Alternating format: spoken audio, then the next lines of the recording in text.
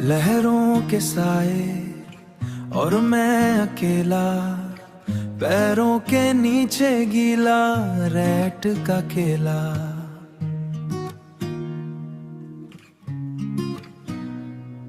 हवा के साथ तेरी याद आई, हवा के साथ तेरी याद आई, और दिल के कोने में एक खामोशी छाई। मूनलाइट की हल्की रोशनी और वेव्स का शोर, हर धड़कन के साथ तेरा जिक्र हो जोर। ना कोई आवाज थी ना कोई साथी, बस मेरी सोच और तू दिल के राथी। बस मेरी सोच और तू दिल के राथी।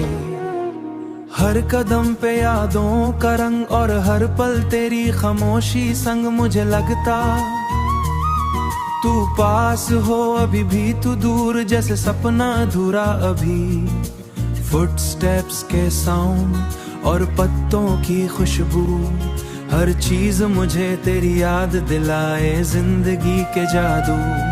मैं रुकता नहीं बस आगे बढ़ता, जो छूट गया उसे याद करके सही समझता।